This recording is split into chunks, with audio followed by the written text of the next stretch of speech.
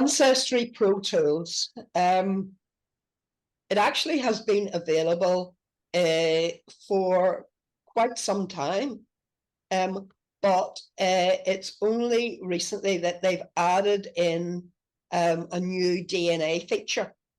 And so today I'm not going to focus on the other features that are available in Pro Tools.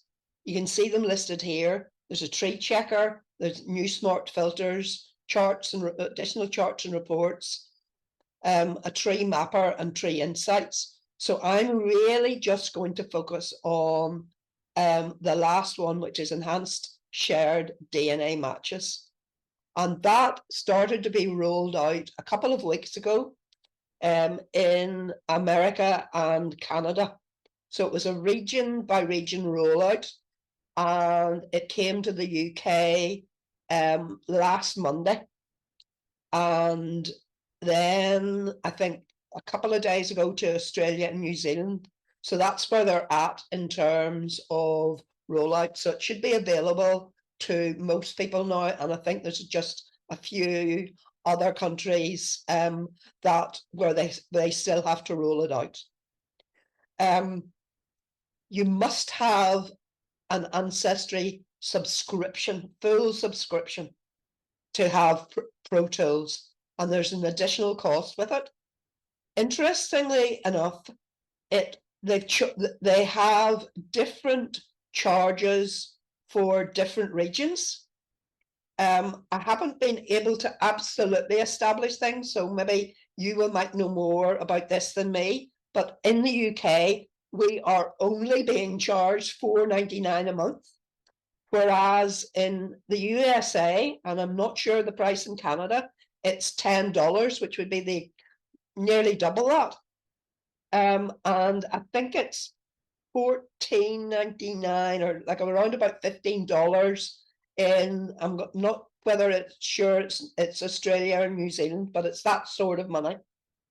So as I say, different charges in different regions. So obviously there must be, they've decided that there's different kind of price points in the different areas.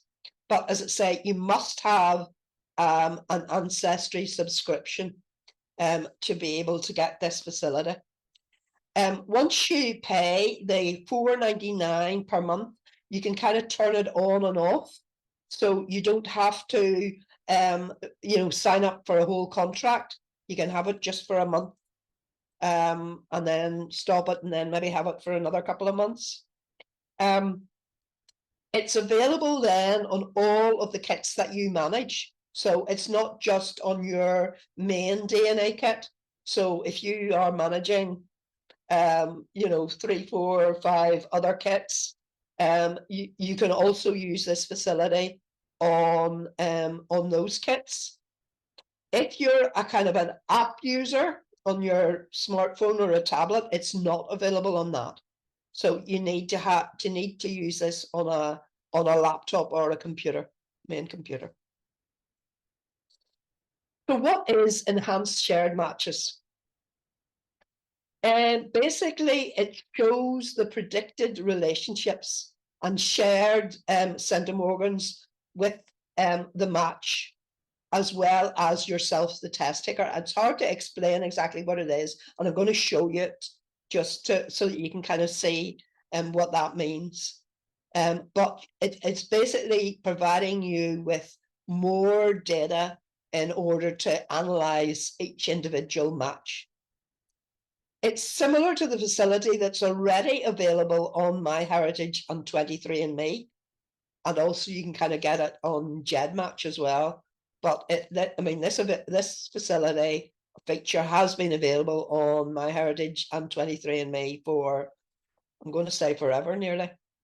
A key thing that I don't think a lot of people have realized, that normally there's a limit on your matches of 20 centimorgans to see the shared matches, but that with the enhanced shared matches, it shows now matches beyond the 20 centimorgan limit. However, I will stress that it is not the equivalent of a chromosome browser. So Ancestry still doesn't have a chromosome browser, so it does not confirm that you're matching on the same segment or because of the same ancestor. So it's still not showing triangulation, but it is providing you with more information to be more sure of confirming a match. And when I say confirming a match, there's always an unpredictability with a match, but it does provide you with additional information. So what does it look like? Right. I've only had it since Monday, Tuesday, so I've only kind of been able to have a kind of a limited play with it, but I'm going to show you how I have used that in those couple of days to kind of to try and get more information. So I'm showing you, this is one of my, I'm going to call them mystery matches. So it's quite high up on my match list. You can see there that it's somebody that is sharing 151 centimorgans with me across 7 segments. And I can't work out who it is. They have not replied to me, and they have not really got a limited tree. They've got one person, which is obviously them in their tree, and even that is kind of private. Sorry, they've got 2 people in their tree, but the tree is private, and I don't know who they are. They've not replied to me, and I therefore did my usual of trying to find them on Facebook. And I did find them on Facebook, or at least I'm pretty certain. It's somebody living in Canada, but there was a reference to used to work in Mackey's in Belfast. So that gave me a clue to where they kind of were originally from. And from my point of view, that indicated to me that they were on my paternal side, because my mum's side are from Scotland originally. So I already started to think of paternal, but also then that was confirmed by the shared matches that I had with this person. And also that when Side View came along on Ancestry, which as the name implies, attempts to tell you what side of your matches they're from, it shows there on my paternal side. So all of this confirmed paternal. As you can see as well, I use coloured dots. And from my point of view, it was on, I use blue. If you think of your 4 grandparents, I use blue for my father's father, green for my father's mother, and then of other colors for my maternal side. So you can see that he was on my paternal side, but I wasn't quite sure where he fitted in terms of my father's parents. So that was all the information I had about this mystery match. And I have kind of had a couple of attempts at looking at it, and didn't have any success. And also then more recently, when I've looked at Facebook, I also realized that the person has actually died, is now deceased. So there was going to be no opportunity to message him, even though he hadn't replied to previous messages. So that was where I was at. So what do I see now with the enhanced shared matches?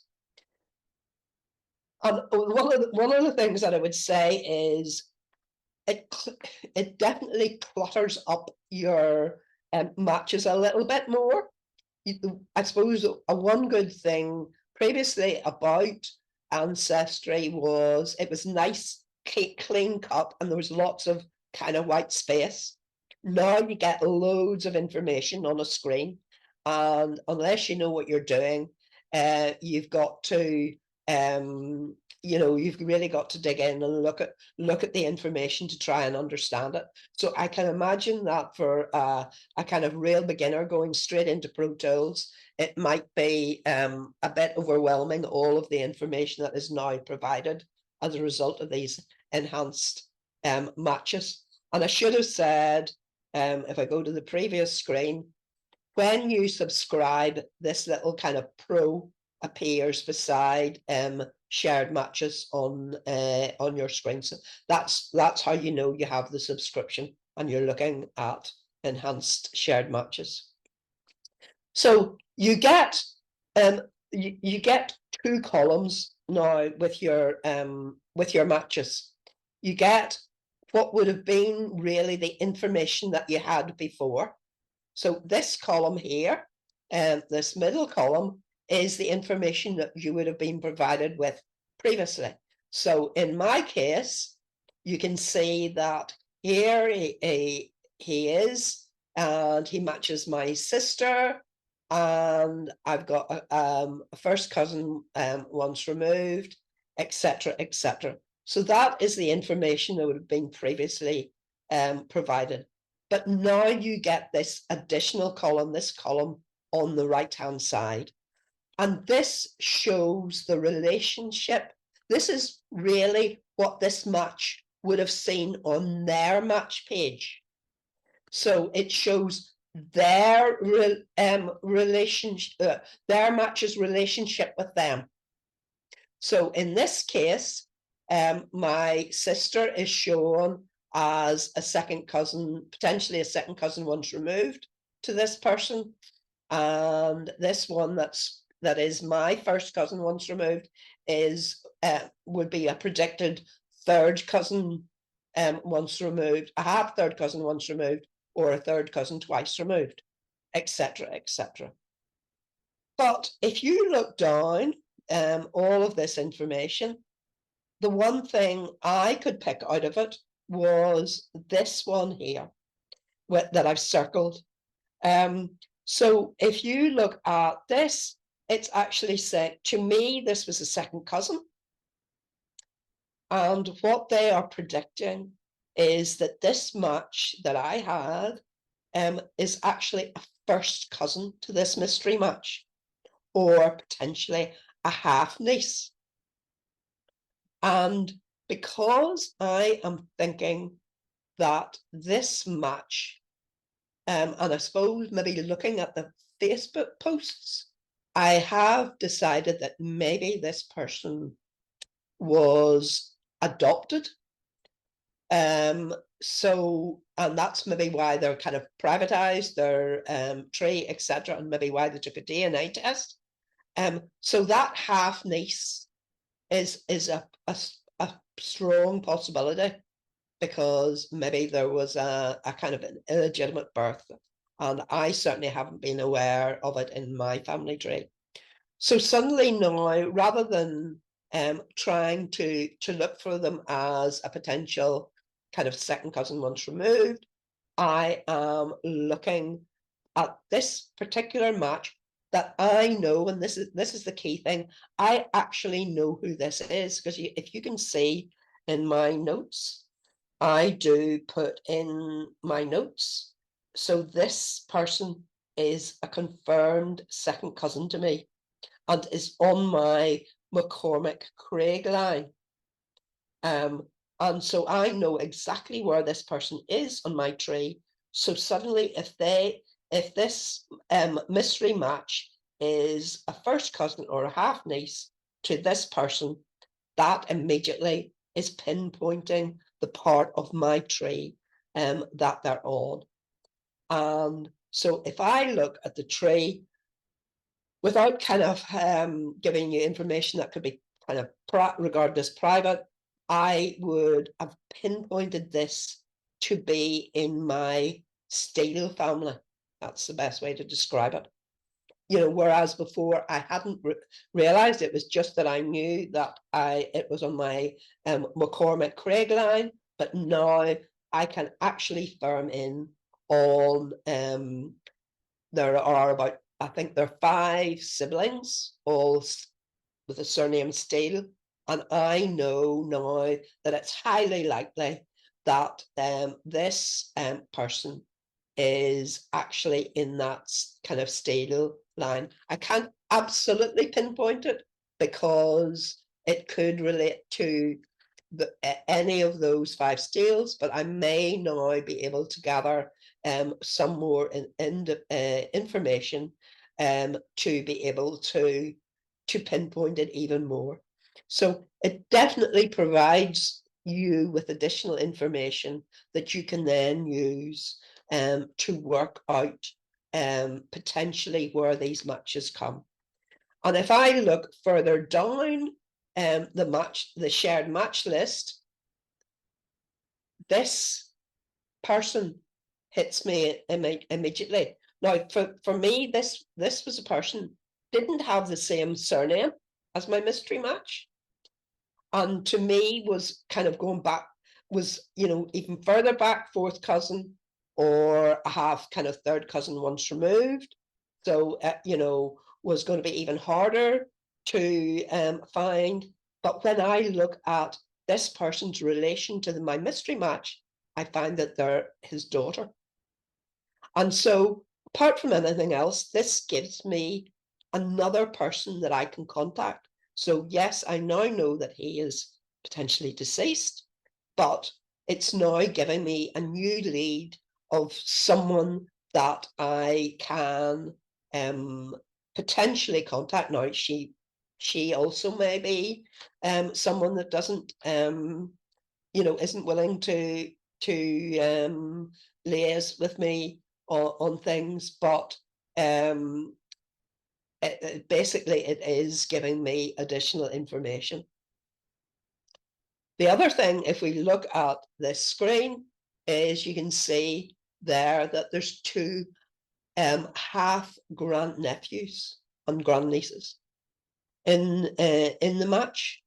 And so I haven't had a chance to investigate those. But those should potentially, if I contact, they're both managed by the same person. And so if I contact that person, I may be able to, you know, find out where that they might match. And that might provide me with some additional information. So all that I would say is it does provide the enhanced shared matches does provide you with additional information. It's sometimes hard to get your head around it because, and it's almost a case of where I would like to have almost like a 3D model of my tree and be able to slot in where these kind of matches might fit in. And there's 2 tools that, you know, have been in existence that could help with all of this additional information. So on the DNA Painter site, you will find what are the odds, or it's more normally called WOTO, and it allows you to put in information of the various relationships, and then it gives you hypotheses as to where things fit in. And so that will be a tool that I could imagine will now be increasingly used with all this additional information on the enhanced shared matches. In a similar vein, there's a reasonably new tool. I think it came out about it was launched at RootsTech in February. So it's called Banyan DNA, and it's quite similar to WOTO. But I suppose the main feature of it is that if you have kind of pedigree collapse in your tree, that would be where its strength is. And so it again allows you to put in a tree. It doesn't do the same thing with hypotheses that what are the odds does, but I think that is coming in a new release. So it would also be useful in terms of all the additional data.